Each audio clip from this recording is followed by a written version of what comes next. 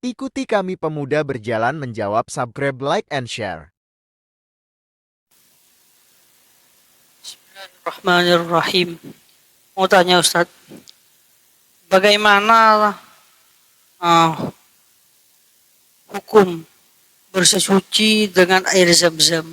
Kan kalau di Indonesia itu memang biasa air zam-zam itu sulit untuk mendapatkannya karena bukan di Makkah Ustaz. Nggak mungkin untuk sesuci dengan air zam-zam. Ini yang dipertanyakan, ini karena ada di Makkah, yaitu mau sesuci dengan air zam-zam. Bagaimana hukumnya Ustaz? Ya. Dia itu ingin tabarukan seumpama.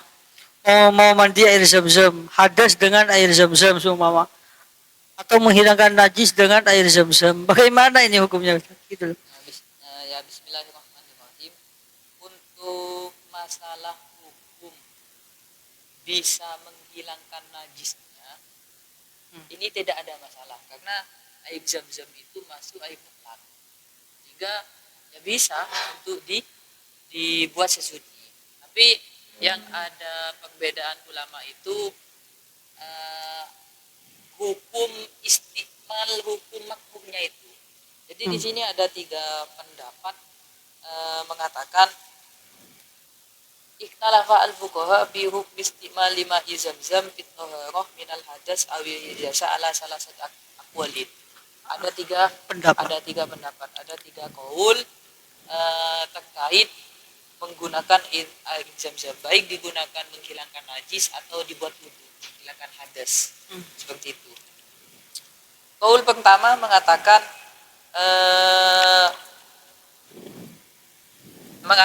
menggunakan air zam-zam itu diperbolehkan tanpa hukum makruh ketika digunakan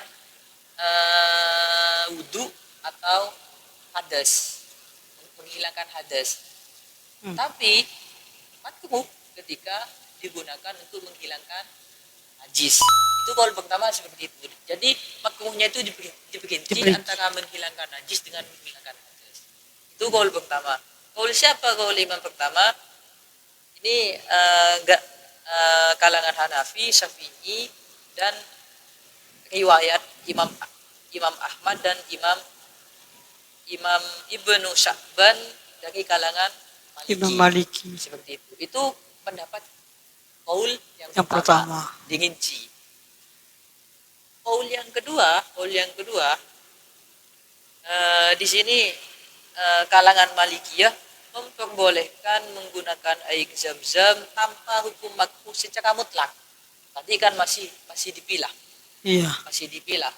Ketika menghilangkan hadas tidak makruh, ketika menghilangkan najis makruh. Kalau mayoritas Malikiyah ini sawaun akana al-istiqmal fit taharah minal hadas au fi izalatin najas. Semuanya mutlak tidak makruh. Itu qaul yang kedua. Qaul yang ketiga dia kebalikan Imam Malik ini. Makruh secara mutlak. Jadi alasannya makruh disuruh ada Ustaz. Kenapa? Kalau alasan makruh untuk yang pertama itu fayukrahu tasrifan lahu wa ikraman. Jadi air zam-zam itu kan dianggap mulia. Sehingga ketika digunakan untuk menghilangkan najis kan menghilangkan esensi kemuliaannya itu. Seperti itu. Itu untuk qaul yang pertama tadi. Kenapa dalam menghilangkan najis itu makruh? Iya. Untuk qaul yang kedua atau ketiga ini tidak ada alasan secara spesifik kenapa kok makruh. Tidak ada alasan kesunahnya. Jadi cumanlah dihukumi makruh itu kalau Imam Ahmad. Kalau Imam Ahmad tadi yang mengatakan makruh. Kalau Imam Malik tidak makruh. Boleh saja gitu. Jadi kesimpulannya ada 3 qaul. Iya. Silakan. Ada yang mengatakan makruh, ada yang tidak makruh sama sekali, ada yang dipilah. Yang qaul yang pertama itu dipilah. Ya. Makruh ketika menghilangkan najis, tidak makruh menghilangkan Hadas. Kaul Kedua. mutlak tidak makruh. Kaul Kaul ketiga mutlak makruh. Iya, makanya Seperti itu. ada 3 pendapat. Ya memang khilaful ulama ini sudah biasa di Biasa silakan. mata di fikih itu ya. Iya.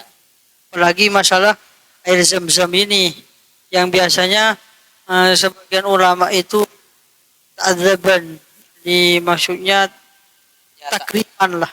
ya ta'adduban, takriman, Iya, wa tasrifan. tasrifan. Memang air zam-zam ini bukan air biasa gitu loh. Makanya ulama ini beda pendapat. Bedanya kalau air-air yang lain gak ada masalah gitu ya. Ya.